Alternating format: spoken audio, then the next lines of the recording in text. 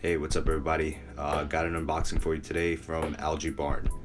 Went ahead and placed an order for some live phytoplankton and some copepods. And in the video, I'm just going to show you what you can expect in your shipment, what I did with the shipment, how I introduced the pods into my tank. So let's get to it. So Algae Barn is a company out of Boulder, Colorado. Being in Chicago, it took me a couple of days. The shipment was on time. They also guarantee 100% live arrival. The box itself was packaged really nice, really thick insulation. You had a little ice pack in there, and I was very impressed with the timeliness of the shipping. All right, so let's get to what I actually ordered. So the very first part of my order was this live phytoplankton. Now this phytoplankton, and I'll get more into it later, but this is the basic building block that you need for the copepods to feed on. And that was really well made, that whole bottle. We'll go through that. But next was this really big bag of pods, 5,280 to be exact. And I'm just gonna go ahead and take their word, but that's everything you can expect in the package.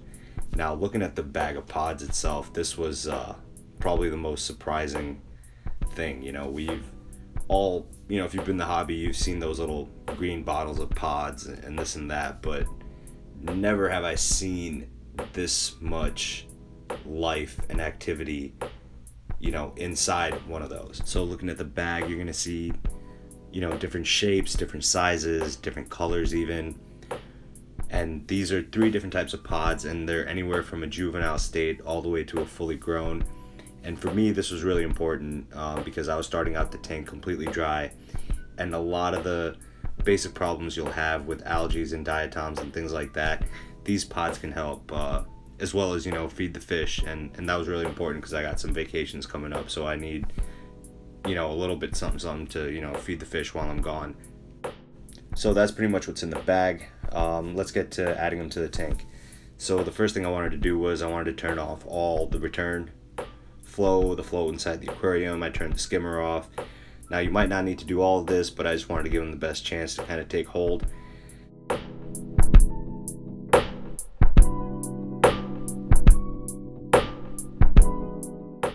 Now, you're supposed to do this with the lights off, and if you have like a clear tube, you want to just kind of shoot them down that tube just so that they can get into the sand bed and start populating. But I was kind of curious. I wanted to see how the fish would react. I don't have very many fish in here, so I wasn't too worried about all of them being eaten up, and plus there was a bunch in that bag. So I thought, let's add them in, see what happens, see how the fish react, and then after that I was just going to turn the lights off.